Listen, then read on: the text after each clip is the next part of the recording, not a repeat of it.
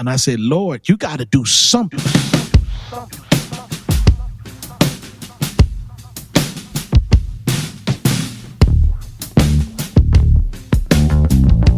I left, and I was crying. I'll never forget.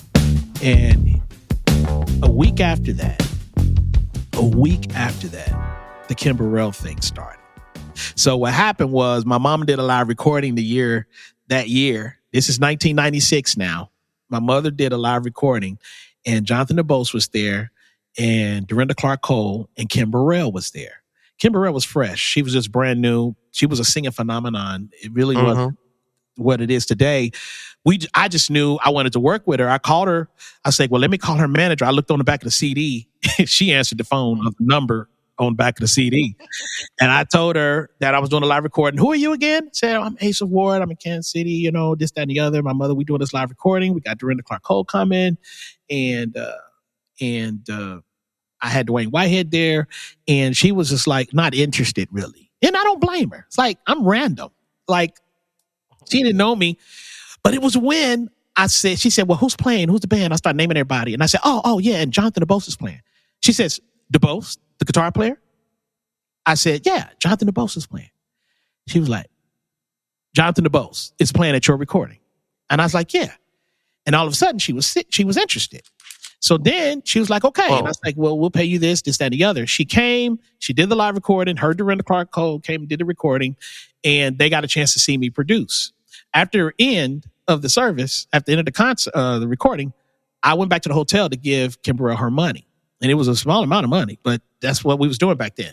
And I just hipped her to the game of contracts because when I was a secular, I learned all the ins and outs of the industry. I knew what should be in a contract, what publishing should be in there, what is the guaranteed release clauses and all this other stuff and breaches. And I just knew about that. So she was just telling me, I said, so what are you doing now? What are you doing? She said, yeah, I'm in this contract. I can't get out of it and this, that, and the other. And I was like, well, what is it? I just started giving her game to it. And she was just like, wow, that's exciting. I said, you know what? I said, you want to see the studio I work at? And then she was like, sure. So we went to the studio and I hooked up the mic.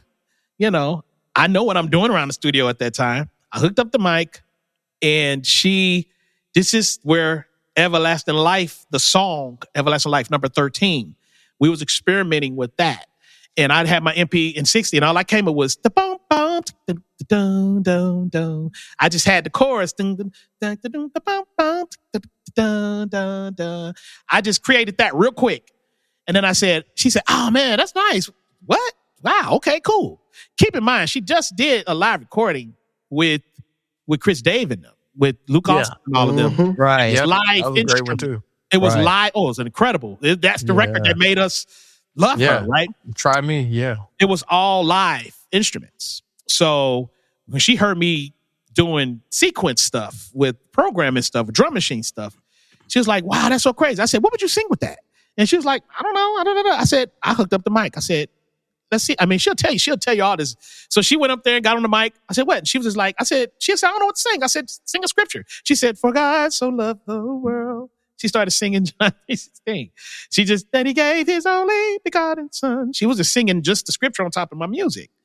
And then she said, that perish, but I have everlasting life. And I said, what did she say? Don't you want to live forever? So that's how that got started. So that was us experimenting just to see what it's like to be in the studio. I took her back to that hotel. I promise you. I bounced it down so she could hear it. Took her back to the studio, back to her hotel. They took her back to the airport the next morning, and I ain't talked to her since then. It was a year go by. We just had fun at the studio. She saw what I can do. I saw what it was fun. I said I just wanted to work with her, so I crossed that off my list. I worked with Kim Burrell. I was done. Well, a year later, Fred Hammond calls me out of the blue, who I did not know.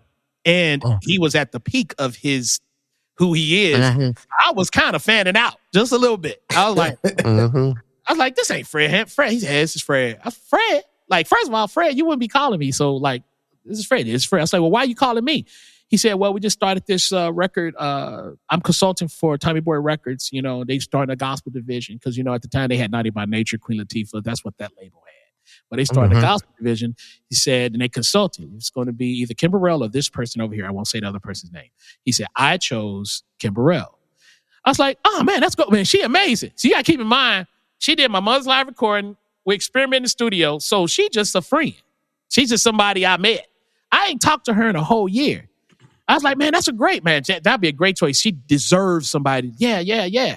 So I'm like, okay. So like, why are you calling me? You know, he says, what you mean? Why am I calling you? It didn't make sense. He started, you know how Fred is. So Fred started like, what? Why is he acting like this? And I'm like, well, I don't get it. He says, well, we trying to do a deal with her. And I said, okay, that's great. Like, yeah, well, what? He said, you her manager? And I said, I am? He says, what? He said, you her manager. That's why I'm calling you. And I said, hold on a second. And I had to stop. And I said, what's happening? Like I had to ask the whole, and I didn't know really how to handle things. I'm younger. I was 24, 25 years old. I was like, this is crazy. And I was like, Kim must have told them something. I said, because I remember that I gave her all this knowledge about contracts and stuff. I said, I'm going to just play with it. I said, oh, man, I'm sorry about that, man. I didn't know that's what you was. Okay. I said, so what's up? He said, yeah, man, she's in a contract. We want to do this deal, but we can't do it till she out of this contract. I said, okay, cool. So I started talking like me and Terry was talking to that cop. I started saying, okay, cool. I said, cool. I said, all right. I said, well, I'll tell you what. These are the terms, blah, blah, blah. Okay, I got it. I said, I'll tell you what. Let me get back with Kim and I'm going to get back with you. He said, cool, man. Thanks. We hung up. I'm like, this is crazy. So I called Kim. I ain't talked to her in a year. I called that same number from the back of the CD. I didn't even have it in my phone. So she answered the phone and she just was laughing. Soon as she answered, she was just laughing. I said, Kim, I was like, what's going on? I just got a call from Fred. And she was just like, I didn't know who else to trust. I didn't trust nobody else. I didn't know. You was the first person that popped in my head. Said, Holy Spirit told me to give them your number and give them your name. And I was like, wow. I was like, girl, blah, blah. I said, okay. I said, well, cool. So I started off managing Kim. That was more of I was a like a business manager. Like that's where it started.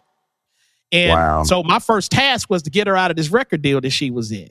So we looked at her contract and found out what was wrong with it and everything else. And then it was just simple. I flew down, met with the owner of the label. We worked out something, got her out that contract. Now she's available to sign. So now I call Fred Hammond back. It's like, cool. And he's like, yeah, Kim says she wants to do, she wants to start the record off. She wants you to do a couple of songs. So he named these other 5 producers that I'm not going to name. Wow. So he named these other producers and said, you're going to do a couple of songs. So I was like, cool. I was like, oh boy, gospel ain't trusted me yet. Let me rewind it. Men of Standard's first record, I got to take that back. Shout out to Donald Lawrence. One of the records that I did, 2 song submissions I sent to them, they loved it, but they said that they was going to get Donald to do it. Donald, at the kindness of his heart, said, I'm not going to do this. Like, we'll just do it together. So Donald actually let me do my 2 songs with him. Donald did the vocals and I did the music. That was my first gospel placement that I was able to get. Was Men of Standard's first album. I was able to co-produce with Donald. So shout out to him. But besides that, gospel did not trust me. So I'm excited. I'm getting my first 2 songs. I'm like, yo, y'all not gonna get me. I'm gonna cut 10 to. I'm a demo 10 joints. Y'all gonna like 2 of those 10. That was my theory. I'm gonna demo. I'm gonna get Kim down there. They flew her down there. Demo all these 10 songs. This is how these songs go. They're going to pick 2 out of these 10. I know for a fact. And then, because their whole idea is, Asaph, y'all start the process, and then that way the producers can get a pulse of what's going on. I had 10 songs joint. Done. Demo. I programmed the drums. I programmed everything. So I didn't have live instrumentation on nothing. I programmed everything. And they just sat there. Max Siegel, I'll never forget that, and Frank Cooper. Max Siegel's with the U.S. Olympic team now, and Frank Cooper was business affairs of Pepsi. Yeah, right. So I ain't heard Max Siegel's name in a long time. That's who was running that label for the gospel thing. They flew in and they sat down, and Kim was like, "Yeah, you like that song?" They listening and they whispering like this. I don't know. A lot of that, and I'm just like, "What's going on?" And they was just like, "We don't know what this is. We don't know how to market this." And then Frank's like, how do we market this? So with radio played it. So this is what we hearing. So this is my demos. So then they looked at each other and we was like, well, which two do you like? We like, well, which two do y'all like? They looked at each other. And Mac said, yo, man, we don't know what this is. He said, finish all 10 of these. That is the album that y'all hear now. It's my demo of 10 songs. Oh, wow. That's crazy. Oh my God, that's crazy. Now, that's hard. I heard to demo 10 so they'll accept 2. Go to the club, ask 10 women for their number, and at least 1 or 2 I'm going to give you their number. I was doing that math. I'm going to do 10 songs, and they're going to pick 2 out of them. Right. They said, finish the whole album. And I was like, wow, Kim looked at me and was like, wow, finish the whole album. Yes, so sir. at this point, I'm like, okay, well, cool. Well, I'm gonna just do what I'm asked to do. They're gonna go and tell everybody else I'm doing the whole record. That's not really what was done. But I ended up finishing the 2 songs. So then I said, I need to merge. I need to bring in some guys that understand what I'm doing in my mind with this stuff. So that's where Jonathan Deadbolts came in. That's when Joe Smith came in. I said I knew I needed my brother. We was heavy on Yellow Jackets at the time, William Kennedy and Dave Wucko and different things. Yeah. So we was heavy on that. Even back then when we knew you, that's what we was connected. So I said, it would be cool to do some interludes on this record. And I said, Kim, she's like, what is that? I said, I'll show you what I'm talking about. So that's when we came up with number 6. I was really like doing a Russell Ferrante thing, and my brother was in the William Kennedy at the time, and we was just studying, so we was coming up with interludes, and I snuck those on the album because the record label didn't understand them. It's like, why is this even on the album? This is not a jazz record. It's like, this is a gospel record. Like, why are we putting it on there? So they told me not to do it. They also told me not to put Prodigal Son reprise that Natural played guitar on. Yeah. They also told me not to put that on there. So right before it was time to go to mastering, I snuck all this stuff on the record and went against it. So that stuff's on the album because I went against it. Lord, forgive me for being disobedient to authority. But I had to do it because when Jermaine them did that Prodigal Son reprise, I'm sitting there, producing it, like producing him and his ideas. It was all Jermaine. Like, I had nothing to do with Prodigal Son. All I did was produce it, like supervise him because he could do anything. Like so, and when him and Natural, and I was like, okay, they was already raw. And he says, nah, man, we about to go there. I was like, what? About to go where? That reprise just went crazy. And I was like, so then we didn't have, he didn't want to really use, he didn't know Doobie. Let me just be fair. He didn't know Doobie. Doobie was, and my brother was playing on all my stuff. So I was like, well, Doobie's in town. Doobie can play this song. He's like, man, I don't know, Doobie. I want to use my boy. I said, Doobie can play. So I had to make sure Jermaine and Doobie can get along because it's nothing like forcing somebody to play. Terry, I'm saying, y'all and Rick, y'all probably had to play with some people y'all didn't want to play with. Y'all probably tried to not play with them, and then you just had to. Well, this was a situation where I didn't want to mess up what this record was actually doing. I was like, so for me, let me give Doobie a shot by Jermaine having an opportunity to work with him. Do y'all know what I did?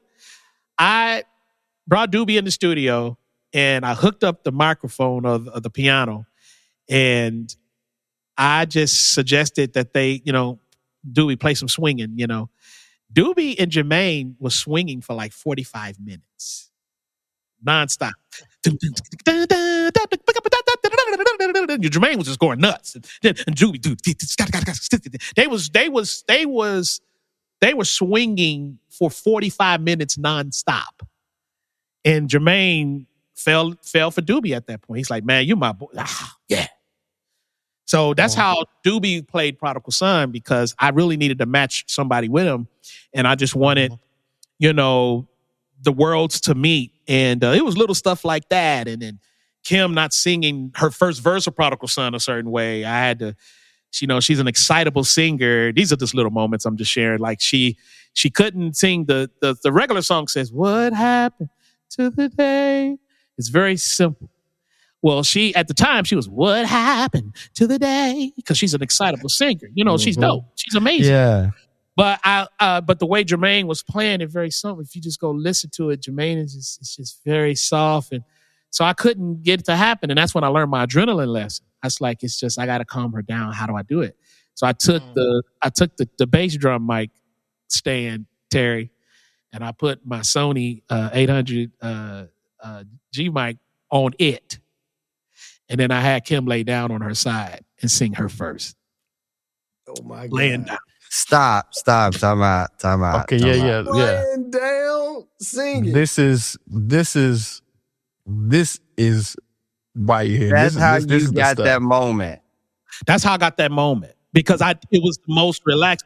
So it was like this, just laying out on the side. That's how I got that. If you go back and listen to it, you're going to see how calm. On her side. Listen, Kim trusted me. She didn't like a lot of the stuff I had her do, but she trusted me.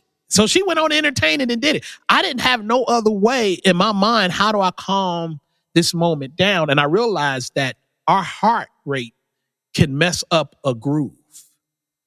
Think about a band. Think about the band. Come on, man. If Are y'all listening to what this man is saying? No, this is serious. I started realizing that it's about adrenaline. So if I had a high adrenaline drummer, I made sure my bass player wasn't. If I had a high adrenaline bass player, I made sure my drummer wasn't. I strategically picked musicians. First of all, every musician can play on one of my projects if they're professional because I'm going to put them to survive with the right people. Because you could be playing with the wrong people, you know. You know, if a drummer, and then I had to figure out what drummers are percussionists. You know, and I left. Okay, so time out, Asaph. It's information overload. Wait a minute. Information overload. So the side of you that wanted to be this producer, like, because this is all we talked about this all the time. We talked about Game of Thrones. We definitely did. House of Cards. Yes. We definitely did. We talked about all of these things in strategy. So did you always have this? Because I know there's one side you shared one story with us talking about years of working with David Foster. No, David Foster. David Foster was 2013. Kim Burrell's 1997-98. Okay. So I was always, this theory I'm talking about of matching people. I had a problem because back in the day, and Rick, Terry, Sam, y'all remember, back in the day, you was a part of a camp. Yeah. If somebody was doing records, you're getting a call. Yeah, that's right. There was, and nothing's wrong with the camp. I think that's great. Ain't nothing wrong with somebody wanting Terry all the time or wanting Rick all the time. I had a thing where I felt like if I am going to remain relevant as in my 20s, I said, I want to be known for the rest of my life as a record producer that had impact. I was trying to find out where's the answer to that. How do I do that? That is community. I knew I needed other anointings that God gave other people to always partner with me. If I use the same people, I'm going to be known for that record for that season that I had those camps. I need to utilize anybody that's professional and let them, what God gave them, add to what I'm doing. So because of that, I always never use the same band on records. If you look at all my records, you might see that was the first thing I saw. You'll see familiar people. If Rick played on a record for me, he might be on the next one, but he won't be playing with the bass player he played with the one before. Yeah. Right. So I started doing that, especially with Moret, because Moret's first record, and this is a story, we was just talking about this. Me and Moret was just talking about it. What made me and Moret actually get together to work is I was at the Stellars one year when she won and shocked everybody that she got this award, this record. The record label was there, and they cut her right before the Stellar Awards. They cut her the night before. Wow. And then she wins a Stellar the next night, which they didn't know was going to happen. And I remember I was around, and the record label at the time, and let me be clear about this. Sometimes, unfortunately, when you represent a record label, it makes the record label have a bad name, but it was really that person that's saying things and doing things. They make a record label look bad. So I'm not saying the record label itself was bad, but the person that was handling that business for that, they said a lot of hurtful things to her, and I heard it. One of the main things they said is, you don't have a label no more. You'll never have an A-list producer access to one. I heard that. I said, I'm an A-list producer, I think. I said, Moret, I'm gonna do your record. I'm gonna do that One Guy record that happened in Maryland. That was our first record. That happened because I heard a record label say she'll never have an A-list producer work with her. And it was really weird, and we love her. The world loved her. It was like, but at the time, record labels sometimes are just funny. So I did that first record and I was like, okay, I got to put a team together. And I was thinking, who has not played together? And the first thing I'm going to always do is when I'm playing, I'm going to make sure the second keyboard players can play rings around me. That's the first thing I'm going to always do. I'm never going to dumb down so I can look like the star. I'm going to bring somebody around me that I feel like, if there's a such thing as better than, has more information than me, I'm going to bring that guy. So I was like, okay, I'm going to bring Eddie Brown. Nobody won't use him either. Because no one would give him a shot either. But I know why. He'd take your gig. Like, you hear Eddie Brown sub for you, you might not have a job. He make everybody happy. So people wasn't giving him shots. I said, I'm going to take Eddie with me. So I took him on for a spell. He was out with me for a while. But I took him with me to Moret, and I was like, okay, cool. So I said, I need a drummer that nobody thinks will ever play with nobody else. And that's when I picked Marvin McQuitty. Because at the time, Marvin McQuitty only played for Fred. And I said, let me put Marvin McQuitty with some other sounds. And it started with Marvin McQuitty. I built my band based on Marvin McQuitty. Marvin McQuitty is a slightly percussive drummer. Yes. He's and Terry, you can understand this, your hi-hat can change the game for the guitar player. Yes. Your hi-hat can change the game for a virtuoso pianist. So I knew nothing's wrong with a hi-hat player that can play triplets and sixteenths and can mix it up. Nothing's wrong with it when they're quantized, when they can play and keep the tempo. It's a beautiful thing. But now I need a bass player that actually knows how to play with someone who knows how to play their hi-hat. That's when I picked Sheree. Nice.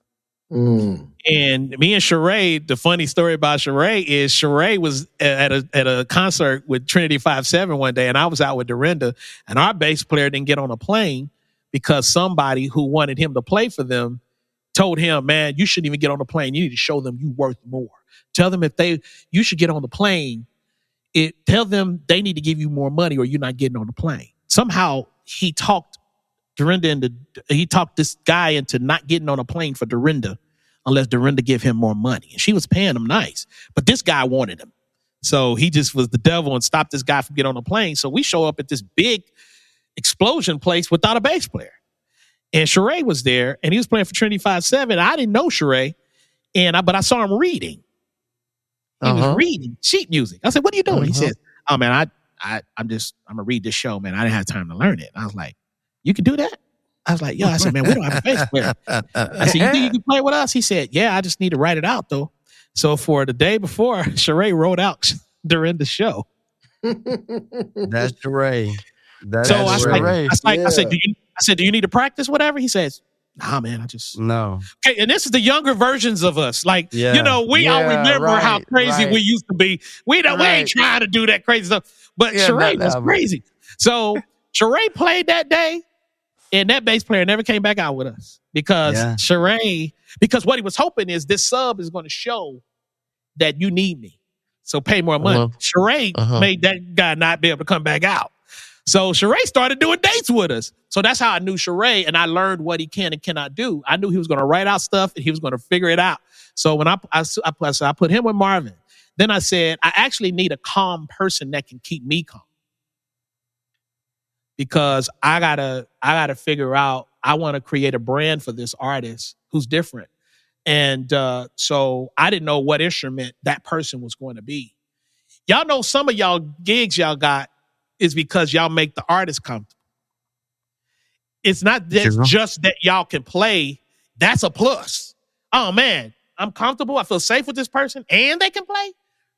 That's a gift to have when you can make someone feel safe and you're talented enough to be on the stage with them. So I figured out as a producer, I need to be calm. So I can be cool. I need somebody that can help calm my band if troubles happen. Like if I'm around working with singers and stuff, you know, because I was just my first time working with singers that was not my singing group. It was Anthony Brown and Group Therapy. No one knew who they were, but they was amazing like they were. They was the background singers, and I'm not used to someone else being in charge of vocals.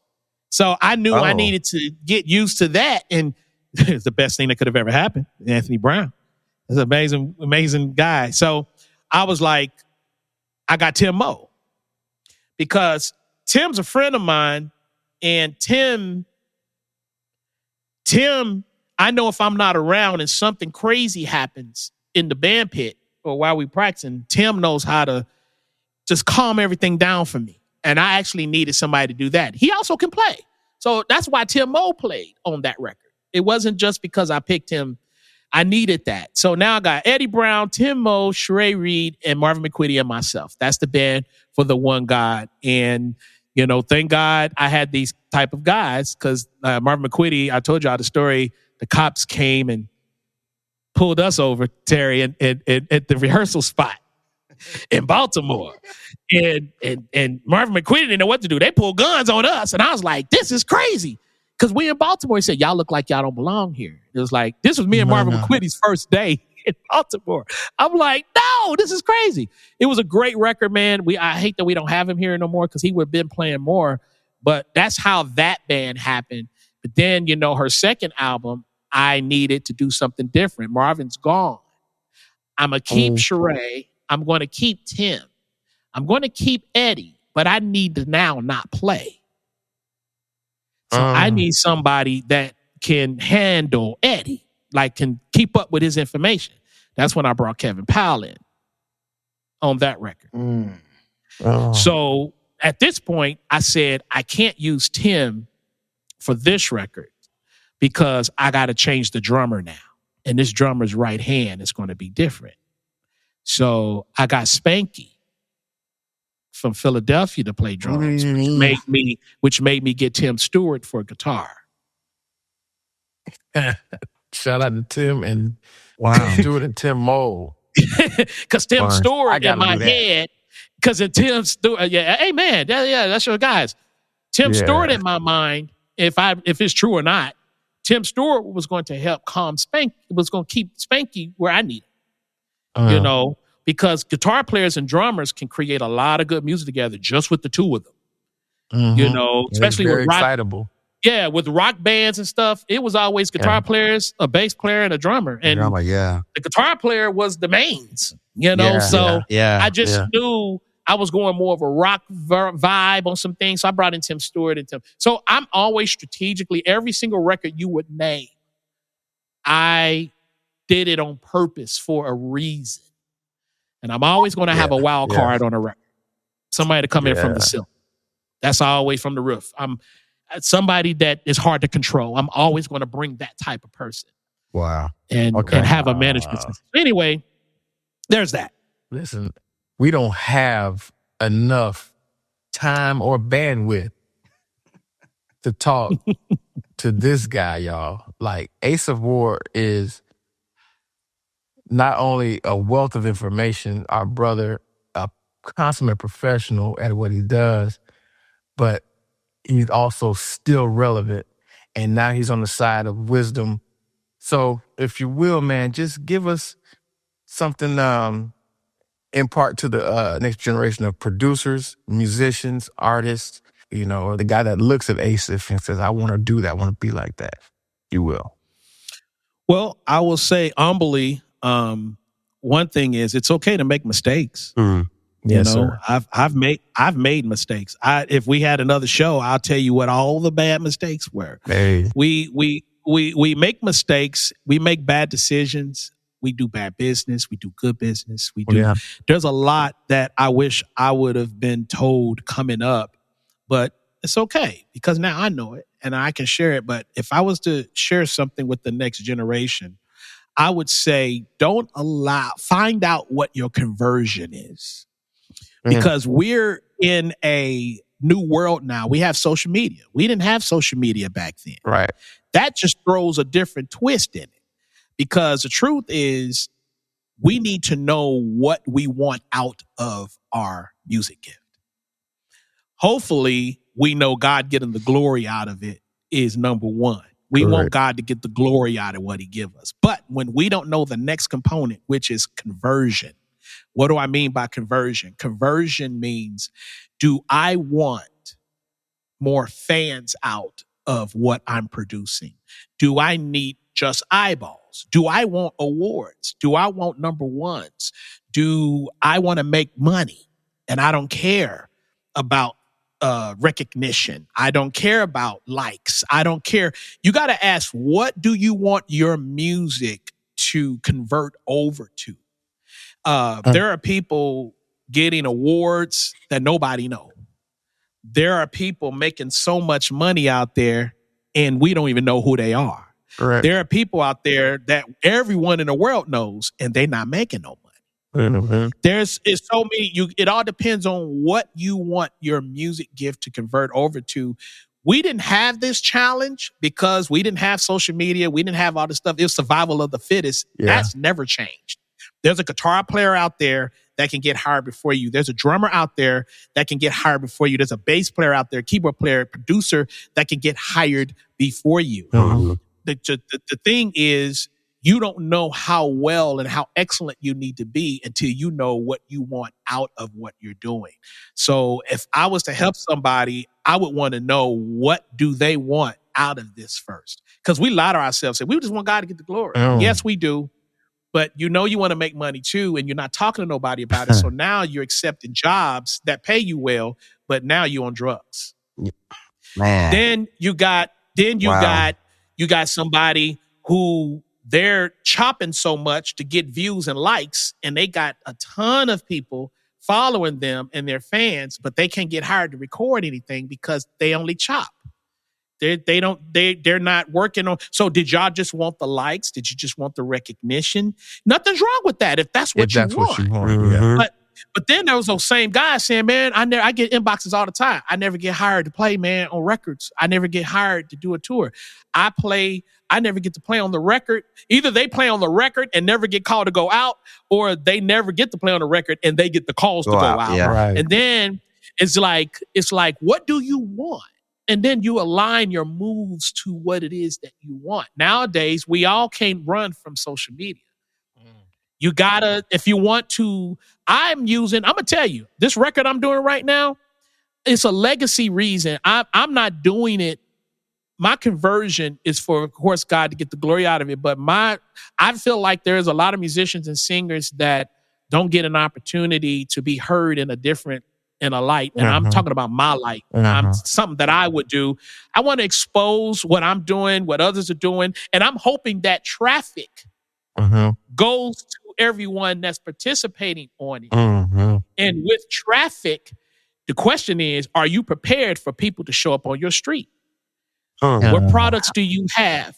What are you open for? What are you soliciting? Yeah, I'm available for tours. I'm available for recordings. Yeah, I'm set up at the crib. Yeah. Terry set up to record at the crib. So if someone likes what he did with me and they say, man, his drums sound amazing. If they go check him out, is he prepared for someone to want to hire him? Of course he is. But I'm using this example that we're sometimes not set up for when traffic comes to us.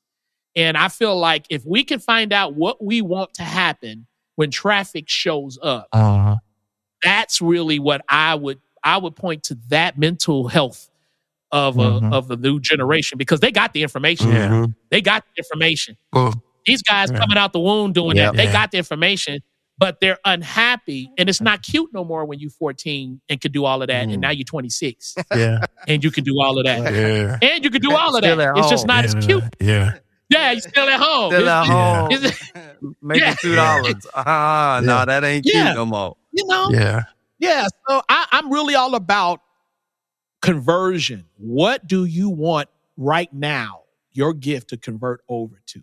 That's so good, man. That's good. From a business standpoint. Like Rick and I had a conversation not too long ago. We was just talking about what we doing. I just happened to ask he was sharing me the things he wants to do, and I'm sharing stuff that I want to do.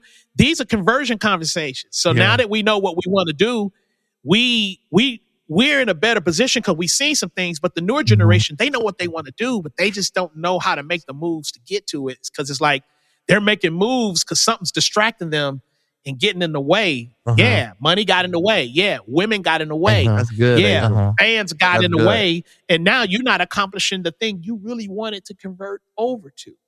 So anyway, in a nutshell, I would have a conversion conversation with everybody if I could. You will find out. Absolutely. You will be shocked what people are thinking that they want to really do. And they're not near doing what they're supposed to do. It's like going to get that degree in the justice system and you don't even want to deal with that. You just want to work with kids. It's like, your moves aren't really converting over to the thing that you want to happen. Yes. If that makes sense. Man, that's so good. Asa. That's good. That's got all us thinking right there. I wrote that It wasn't down. musical, but that's before we can create. Oh, no. Because we're going to create subparly.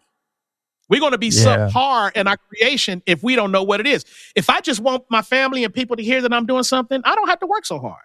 Right. I don't have to hire Terry Baker. I don't have to hire Terry Baker to play drums. I can hire someone else. But if I want the world to recognize this groove that I got, and it requires having a Terry Baker, then I'm going to call it Terry Baker because Terry Baker's going to help me get to the thing that I actually wanted to get to. But if that vision is smaller, I don't need Terry Baker. And I'm not saying because Terry Baker's a name. It's because Terry Baker has experience and knows what to do. You know, we're using our boys. We taking people with us, and we're using the wrong people for the stuff. It's like, and then using a guitar player that don't know how to play acoustic because he can kill the electric. We're using them on acoustic. No, wrong answer. No. Well, it just kind of makes sense when you're starting off. This guy plays guitar. All I got to do is put an acoustic in his hand. I mean, but y'all know but it's the same concept as a percussion player and a drummer. Like every drummer is not a percussion player. It's not a percussion player. Every percussion player is not a drummer. Two different worlds. Yeah. This is so true. Yeah. And you're right. I found out that drummers that play too percussively, when I say too percussively, I found out that they say they also play percussion. So they be merging both assignments happening at the same time. Yeah. I'm like, no, just be a drummer today. Yeah. Just be a percussionist today. Yeah. You know, but y'all wouldn't know this. Come to You More Than I Give on Kim's record. Yeah. It was very hard because I was trying to figure out why I wasn't hearing what I wanted to hear with the guitar. Because if you notice, I made the guitar and the Rhodes partner. The guitar was playing a lot of chords. Yeah. Right? Yeah. Rick, you played acoustic on a song for me before, and it was perfect. Okay. That one wasn't as simple as an acoustic, and I didn't know how to figure it out. Hey, man, time out. Asaph, hey, wait a minute. You're going too far. I know. We want to get you back. Because now, where you get ready to go, that's another hour conversation. Because it's a great conversation. And I'll say this in our close and getting to our close. Okay. You really pointed out some things about, because you were getting ready to talk about the spaces of music and where instruments reside. And sometimes us as musicians or playing drums, I never paid attention to certain things until I started to work with you playing the hi-hat. You keep talking about the hi-hat, but the hi-hat is important to you for a drummer. Like, and we don't realize how simple and how significant these things are until we get to a Asaph Ward and he's saying, hey, I need you to play quarter notes here. Hey, I need you to just rest and not play that right there. Let it breathe. Hey, I need you. But it's important. So please, you got to come back, bruh. You gotta come. No. I'll definitely. You gotta come back so we can dive further in this thing, man. Yeah, we're gonna have a straight music conversation, production conversation next time. Yeah. No, that'll be good.